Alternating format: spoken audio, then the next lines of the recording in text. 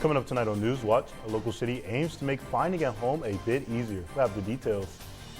I mean, you can see it's great. It's just, the amount of space compared to what we had before was just, it's totally different. Also, several upgrades are underway at a local sports complex. We'll tell you what team is finding themselves right at home.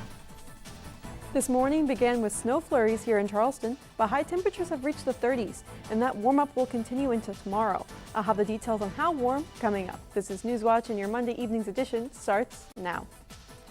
The Charleston House proudly supports News Watch. Now welcoming guests on Charleston's historic 6th Street. The Charleston House Bed and Breakfast Inn offers refined accommodations in a beautifully restored bed and breakfast. For booking information, visit craigcollection.com or call the number on screen. TCI Realty, Charleston area's real estate connection, commercial, land and farm, and residential real estate. Experienced realtors with an up-to-date website at tcirealty.net. TCI Realty supports the students of WEIU Newswatch.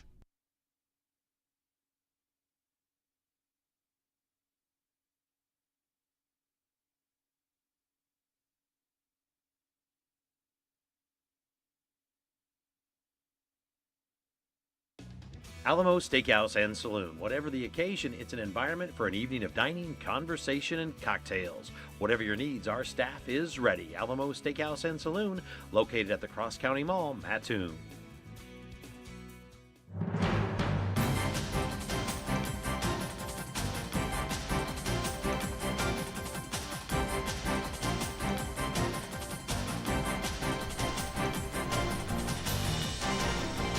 Chilly day is giving way to a cold night. Good evening and thanks for joining us. I'm Rashad Jones. And I'm Andrew Spade. Emily Davis is in the Weather Center with the first look at our Skywatch forecast. Good evening, Emily. Good evening. High temperatures were in the low 30s today with a high temperature of just 31 degrees here in Charleston. We saw clear skies throughout the majority of the daytime today. As we look across Eastern's campus, we're still seeing those clear skies. But as we move overnight tonight, we're going to see those clouds continue to increase with increasing clouds overnight tonight. A low temperature overnight tonight of just 23 degrees and calm winds overnight. But as we move into tomorrow, those winds are going to start to pick up, and we're going to see winds blowing out of the south at up to 20 to 25 miles per hour, along with temperatures beginning to warm up to a high temperature of 42 degrees tomorrow. And that's because of these winds blowing out of the south. But I'll have more on that later in the show. That's the first look at your Skywatch forecast. Now back to the desk. In a Newswatch follow-up, a federal judge says prosecutors can no longer pursue the death penalty in the case of a man accused of killing an FBI officer in Terre Haute. Court records show Shane Meehan is charged with the 2021 shooting and killing of FBI task force officer Greg Fierceny. In 2022, federal prosecutors said they would not seek the death penalty, but in November, they reversed course and said they plan to pursue it after all. Meehan's attorneys argued the government was bound by its original decision and that reintroducing the death penalty to the case was unlawful. Last week, a judge agreed, ruling prosecutors cannot reverse that decision this late in the case. Future hearings on the case are pending a mental competency test. Authorities are sharing details of a fire in Coles County that drew crews from several departments this morning. The Lincoln Fire Protection District reports they were called to a home on East County Road 150 north in rural Coles County around 8:15 on reports of a chimney fire. They say that fire contained to the attic, and the roof structure throughout the home suffered water and smoke damage. Firefighters say no one was hurt. A young child has died after a fire in Decatur last week. Sangamon County Coroner Jim Allman today confirmed the death of a 3-year-old boy Friday at HSHS St. John's Hospital. Allman says the boy was brought to the hospital following a structure fire in Decatur on Tuesday. Allman's office didn't share additional details about that fire, but they say both the coroner's office and the Decatur Fire Department are still investigating. New details are emerging from a deadly weekend crash in Edgar County. The crash occurred at an intersection east of Brockton around 4:30 Saturday afternoon. The Edgar County Coroner's Office reports the SUV traveling southbound failed to stop and collided with another SUV, causing it to flip over and roll into its roof. 55-year-old Michelle Vance of Murdoch, Illinois, was a passenger in the vehicle that flipped. The coroner's office says she was taken to Horizon Health Paris Community Hospital, where she was later pronounced dead. They say all other occupants from both vehicles were treated for non-life-threatening injuries. Effingham leaders say they're taking steps to improve access to housing in the city. In a written statement issued Friday, Mayor Mike Schusbach says years of underinvestment, high building costs, and rising demand have made it harder for families to find homes. He says the city of Effingham completed a housing study and created a recovery plan through a state-funded RISE grant to guide future developments. The mayor says new single-family homes within the city's enterprise zone get a 5-year property tax decrease and building materials are exempt from sales tax. He also says 72 new units were built last year with dozens more in progress. Staying in Effingham, work is set to resume today on an O'Keefe overpass. The Illinois Department of Transportation announced today those bridge repairs will restart at Banker Street overpass. That overpass is between Fayette Avenue and West Clark Avenue. They say only one lane of traffic will be open in each direction, and arrow boards, barricades, and signs will be in place for traffic control. IDOT says to expect delays and allow extra time for trips through the Banker Street overpass. Construction is set to be completed this May. Effingham firefighters are touting some new rescue capabilities. The Effingham Fire Department recently received a new equipment drop attachment for its rescue drone. The drone can carry up to 10 pounds, remotely drop items like rope and life jackets. It is also equipped with thermal imaging and high-power zoom cameras for searches. EFD official says the drone enhances situational awareness and improves firefighter safety. Fire Chief Brent Yoakum also says they recently sent 3 members to a special drone training class offered by the Federal Aviation Administration. A big investment into a local sports complex is taking its full effect. I caught up with local officials to learn more about those improvements and found how one team is building a solid foundation on sand.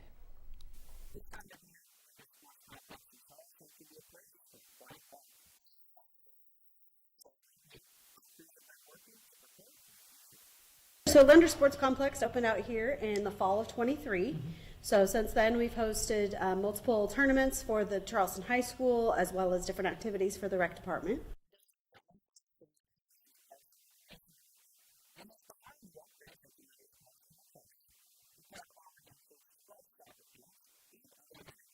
We have the concession stand here with bathrooms that are open year round. There is also a 3-mile walking path that goes around the park. Even through the cold months of winter, there's one D1 program that calls the Linder Sports Complex their new home. After you're done, get a drink and then switch sides. Compete, I do. Compete! Got a little closed fist. I don't know how you do it. Like the bear paw? Is that what you call it? Bear paw? Hey! So much heart. I mean, you can see it's great. It's just the amount of space compared to what we had before was just, I mean, it's totally different. I mean, over there in Sister City, it was fine for what we had, but this is night and day different. The sand's better, the courts are better, their facility is just really, really nice. So we're super grateful to the school and also to the city. We're just really looking forward to this being finished and looking as good as it will be because you know, this is one of the bigger beach volleyball facilities in all of Division I beach volleyball. So to have it here in Charleston is a pretty big deal.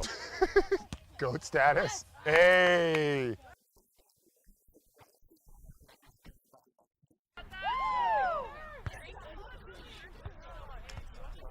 Everything, just being able to come out here, having 6 courts and play, it's just amazing. It makes the whole program better. Great set, Georgia.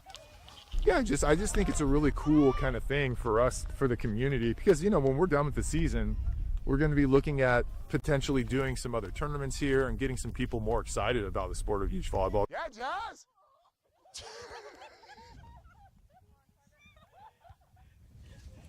Ratliff adds there's 8 new pickleball courts coming to the park, along with more parking and EV chargers. Construction on those additions is set to be completed by the end of the year. EIU Beach Volleyball also began their season Friday, and I'll have a recap on tonight's Sports Watch report. The Mattoon Public Library is asking for your help. The library is seeking community feedback in an anonymous survey to evaluate building needs and space use. Library officials encourage everyone to fill out the survey, and you can find an online link on the Mattoon Public Library's Facebook page. And paper surveys will be available at both circulation desks of the library. Well, it might be a good night for a trip to the library. Emily Davis is back with a look at temperatures for the week. Temperatures have been cold for the past few days, but tomorrow we will warm up into the 40s once again. I'll have the full details on how long those 40-degree temperatures will last coming up. Tired of the same old playlist?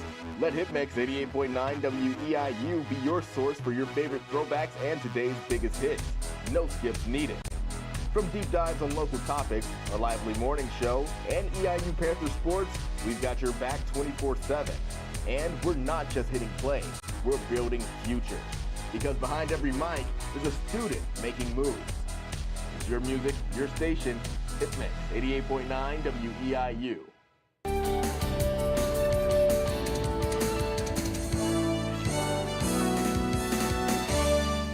Temperatures have been a little bit colder here in the Midwest recently, with temperatures in the 20s and the 30s throughout the Midwest. But as you can see here on our nation map, warmer temperatures are on their way, but we're going to have to wait a few more days before they begin to get any warmer than the 40s. Looking across Eastern's campus right now, we saw clear skies, and it looked pretty earlier today, and it looked warm, but high temperatures were only in the 30s. A high temperature of 31 degrees today here in Charleston, 32 degrees in parts of the area, barely reaching that freezing mark. But as we move overnight tonight, we're going to see those clouds increase and those temperatures drop. We're going to see a low temperature of 23 degrees. Once again, clear skies will disappear with increasing clouds, eventually leading to mostly cloudy skies for your morning hours tomorrow. But we're going to be seeing calm winds overnight tonight, but as we move into tomorrow, those winds will begin to pick up. But before we get to that overnight, we're going to see those clouds beginning to build, eventually leading to those mostly cloudy skies we're going to see to start off the day tomorrow. And along with those mostly cloudy skies, staying with us throughout the majority of the daytime tomorrow, we're going to be seeing a windy day tomorrow as well. Winds in the morning blowing out at 15 to 20 miles per hour, but eventually blowing out at 20 to 25 miles per hour in the late afternoon hours. Luckily, these winds are blowing out of the south, so it's going to contribute to temperatures being a little bit warmer tomorrow. A high temperature of 42 degrees, so a little bit warmer than what we have been seeing, back up in the 40s and above freezing. But it's going to be windy tomorrow with winds blowing out of the south to southwest, up to 40 miles per hour gusting as we move throughout the afternoon hours. Now looking at tomorrow, once again, we're going to be seeing mostly cloudy skies throughout the entire day tomorrow, along with those winds. So it might be warmer, but it might feel a little bit cooler than it really is. But looking past that into midweek, we're going to see temperatures staying in the 40s on Wednesday with 43 degrees for our high. But as we move overnight Wednesday, there is a possibility for some flurries and possible rain, depending on how low that temperature will get overnight Wednesday into Thursday. A high temperature of 41 degrees, temperatures cooling down a little bit as we make it to that later half of our work week. Eventually warming up a little bit more on Friday, though, with a high temperature back up in the 50s, a high temperature of 53 degrees on Friday. Those clouds finally clearing with mostly clear skies. And the reason why we're seeing this is because of our upper level jet stream. On Wednesday, we're seeing a trough of colder air over top of us, and that trough is going to further develop as we move into Thursday, which is going to cause those temperatures to drop down back into the low 40s. But as we move into that Friday, we're going to see that trough push off to the east and more zonal pattern and almost a ridge of warmer air over top of us for that Friday, warming us up into the 50s. And that warm up is going to put us above average for the next 6 to 10 days. That average for this time of year is typically in the 40s. And looking past that, we're going to see a few days above that, but we're going to stay right about that average for the next few days. A high temperature of 42 degrees on Tuesday, 43 on Wednesday, and then dropping down to 41 degrees on Thursday. We will see temperatures warm up on that Friday with a high temperature of 53 degrees, but then we're going to stay in the 50s as we start our weekend. A high temperature of 52 degrees on Saturday, but then temperatures are going to drop back off as we finish off the weekend. A high temperature of 37 degrees on Sunday, and continuing to drop off as we make it to Monday next week with a high temperature of 34 degrees on that Monday. So we're going to be seeing temperatures in the low 40s before a warmer weekend before we drop back off again. Yeah, I'm really missing some of that weather from last week. Yeah, I wish we could fast forward to when temperature is always feeling way good. Yeah. Well, thanks, Emily. Coming up in sports tonight, Charleston boys basketball begins playoff action tonight. We'll have a full preview in just a bit. But first, one of the craziest endings in EIU men's basketball history took place this weekend. I'll be back with your full Sports Watch report right after this.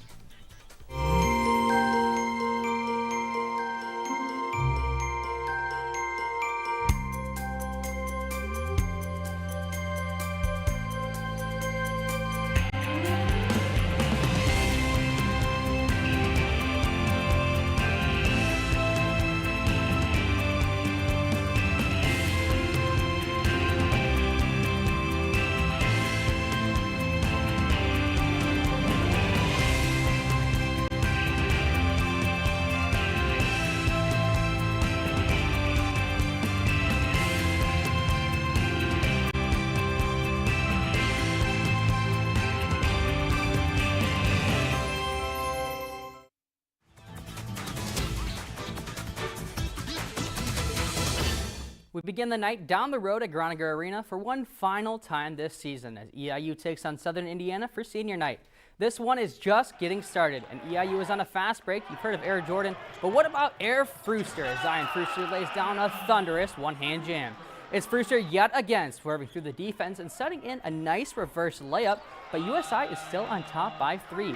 Fast forwarding to the second half with a minute to go, EIU takes their first lead of the game. With this layup, it's 67-66 Panthers. With just over 10 seconds to go, Eastern still has the lead. Cooper Jacoby inbounds the ball. Marcus Blackwell takes it. Southern Indiana intercepts the ball. Ismail Habib takes the pass, and watch this. The Screaming Eagles walk it off on a game-winning buzzer beater. USI wins this one 70-68 as Eastern drops their second game in a row. Head coach Marty Simmons knows there was plenty of time to turn this one around. There's 50 plays in that game that we could have done better that would have gave us a chance to win, but just really proud. We just never had it for a long time, and our guys never gave in. Thought we were close a couple times, but they didn't do it. And to watch them fight back the way they did on senior day, pretty special. Following the loss, Eastern falls to 11-18 on the year and drops to 9th in the OVC, falling out of the current OVC tournament field. EIU has just 2 games remaining at Lindenwood on Thursday and at SIUE on Saturday. The Panthers must win one of these 2 contests and have Tennessee Tech lose their last 2 to rejoin the top 8 and make the OVC tournament, which starts March 4th. As for the Eastern Illinois women's basketball team, they're currently having their worst season since 2018. The Panthers fell short yet again, this time against Southern Indiana, 72-63. Eastern drops to 4-25 with a 3-15 mark in conference play, and the Panthers are officially eliminated from the OVC tournament. Both Tiny Lewis and Sydney James DeRoche dropped 17 points in the loss. EIU will close out the season on the road at Lindenwood and at SIUE. We head to the Diamond, where Eastern Illinois baseball tries for a weekend sweep of Arkansas State after a close 3-2 victory on Friday. On Saturday, the Panthers gave up 10 hits and could only muster 3 runs, losing to the Red Wolves 11-3. For Sunday's final game of the series, it was more of the same for EIU, falling to a 4-3 record with a 2-9 loss to Arkansas State. As for the Panthers softball team, Eastern couldn't keep up with the Orange State teams in FIU and Florida A&M, losing on Saturday to the Rattlers 8-2 and dropped game 2 to the FIU Panthers 4-10. On Sunday, Eastern played Florida A&M again, but an early lead wasn't enough as the Panthers fell 4-11 on the season following a 6-9 loss. From the dirt to the sand, Eastern Illinois beach volleyball is in action for the first time this season. The Panthers are on the road at the Missouri State Invite. EIU fell in its first 3 matchups 5-0 against Lindenwood, Central Arkansas, and Missouri State, but Eastern finished off the weekend with a 5-0 win over McKendree. That win already matches the season total of wins from EIU beach volleyball last season. Up next, the Panthers will be back in action at Lindenwood on Saturday. From the sand back to the hardwood floor, it's a battle between the 10th-ranked U of I men's basketball team versus a UCLA team in dire need of a win to keep their March Madness hopes alive. Tipping off with less than 10 to go in the half, Illinois is up by 20 and only want more as Ben Hummerkaus goes the distance with his 3-point dagger to extend their lead. Shifting gears to the second half, Hummerkaus goes for another 3, but it hits the rim and the Bruins recover. The press is on as Quasi Glimmer lights up LA with a monstrous 2-hand slam to make it a 2-point game. Neither team could outdo the other and we're heading to overtime. With less than 9 in OT, Ben Hummerkaus goes for the hero ball. It hits the rim, but Keaton Wagler makes a last-second leap to give Illinois a 1-point lead. Can they hold on? It's a last-gasp effort for the Bruins as they try to beat the buzzer. It's Donovan Dent with his underhand, and it is good. UCLA keeps the upset win to keep their March Madness hopes alive. Illinois falls to 22-6 on the year as they have a few days off before their biggest test of the season against number 3 ranked Michigan on Friday. At the high school level, the IHSA Wrestling State Finals have wrapped up. Let's take a peek at how some local wrestlers did. 2 out of the 3 wrestlers from Mattoon placed in state. Mitchell Clapp at the 258 weight class got 5th place after winning against Win Philippi from Arlington Heights, while the 126-pound class, Tristan Porter brought home 3rd after beating Tyler Lockhart from Sycamore High School, and Jackson Howell from Mattoon and Trotter Titus from Charleston did not place. The IHSA boys basketball playoffs officially get underway tonight, and the Charleston Trojans take on the Highland Bulldogs in the first round of Class 3A action. Charleston completed their regular season with a 5-26 record, but it's been a special season for the Trojans as Tyler Oakley broke the school's all-time scoring record on January 30th. According to our friends at Cromwell Media Group, Charleston will be without head coach Colin McInerney after he and his wife just welcomed their first child to the world yesterday. Assistant coach Ben Tressler will coach his first ever varsity game tonight. This game tips off at Highland High School in just a few minutes. With just 18 holes to play at the Genesis Invitational, five-time individual college champion Jacob Bridgman holds a 6-shot lead in search for his first PGA Tour victory, but it wasn't easy on Sunday. Two-time PGA Tour winner Kurt Kitayama and world number 2 Rory McIlroy both make huge charges and finish at 17 under par, forcing Bridgman to par the last to win, as well as leaving his birdie putt short. After Bridgman saves par and wins the 2026 Genesis Invitational by 1. Bridgman's first PGA Tour win comes in an important signature event, winning him over $4 million and a spot in all 4 majors this season. The 2026 Winter Olympic Games in Milan Cortina officially wrapped up on Sunday, and a new all-time Olympic moment stole center stage in the closing moments. 46 years after the Miracle on Ice team, USA center Jack Hughes scored an overtime goal to defeat Canada, giving the Americans their first men's hockey gold medal since 1980. In total, Team USA took home 12 gold medals and 33 total medals, finishing second in both categories behind new Olympic juggernaut Norway, which took home a whopping 18 gold medals and 41 total medals. Finally tonight, EIU swimming wraps up its season at the Summit League Championships. The men's and women's teams both finished in 7th, but broke 6 school records led by Alexander Sadowski, who set new benchmarks in the 100 and 200 backstroke. And that's all for sports. Over to you, Rashad. Thanks, Andrew. Still to come, Emily Davis returns with a final check of a chilly Skywatch forecast. But first, we head somewhere warmer to see a conservation milestone. Thanks for watching. This is Newswatch on WEIU.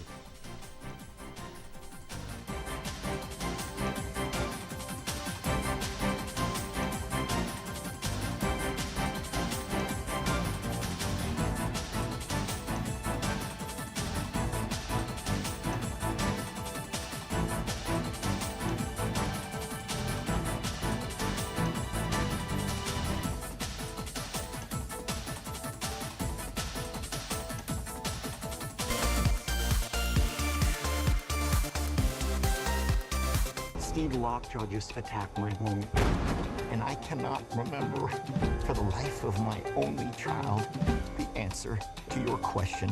One battle after another has dominated another award show, this time the British Academy's BAFTAs. The darkly comic action epic won 6 awards, including Best Film and Best Director for Paul Thomas Anderson. Connie Glass, you're a spy. Nothing gets past the feds, does it? Come on, we got work to do. CIA stars Tom Ellis as an operative who reluctantly teams with an FBI agent played by Nick Gelfus. Ellis says one thing that drew him to the show was filming in New York. Shooting out in the street in New York is a real experience, and one that I've never experienced before in my career. In that, normally when you're shooting outside, the area that you're shooting is locked off and that it's not open to the public. We don't really have that luxury in New York because nobody stops for anything. So, there are scenes in the show where, Nick and I are weaving our way through public and traffic and people taking selfies, and it's all real, essentially. CIA debuts today on CBS and Paramount Plus. In Hollywood, I'm David Daniel.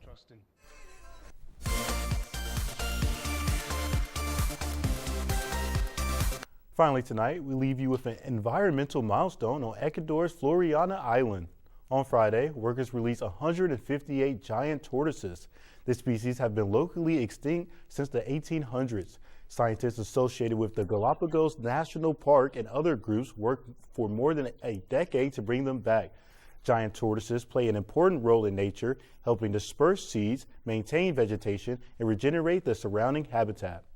Well, back here at home, Emily Davis returns with a final check of the Skywatch forecast. Temperatures will be a little bit warmer tomorrow with a high temperature of 42 degrees under mostly cloudy skies, but it's going to be a windy day tomorrow with winds gusting up to 40 miles per hour and blowing out of the south at 20 to 25 miles per hour in the late afternoon hours. But as we look past that, we're going to see temperatures cool down a little bit as we move into the later half of this week before beginning to warm up once again with a high temperature of 53 degrees on Friday, 52 degrees as we start our weekend on Saturday. But then those temperatures are going to cool right back off again with a high temperature back in the 30s on Sunday to finish off our weekend with a high of 37 degrees and getting back into the low 40s as we start next work week with a high temperature of just 34 degrees. Yeah, I think the only reason we're not surprised about this is because it's Illinois. Yeah, most definitely. I agree. Thank you, Emily. That's all the time we have for tonight's edition of News Watch. For more news and weather, be sure to log on to our website at WEIU.net. There you'll find real-time forecasts and the news video of the day. And if news is happening in your community, let us know by dropping us the email at news@weiu.net. Have a great night.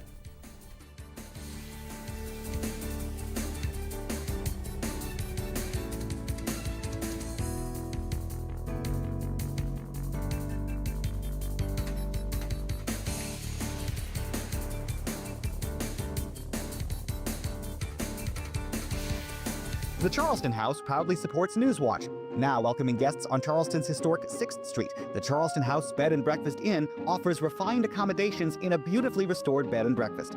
For booking information, visit craigcollection.com or call the number on screen. TCI Realty, Charleston area's real estate connection. Commercial, land and farm, and residential real estate. Experienced realtors with an up-to-date website at tcirealty.net. TCI Realty supports the students of WEIU Newswatch.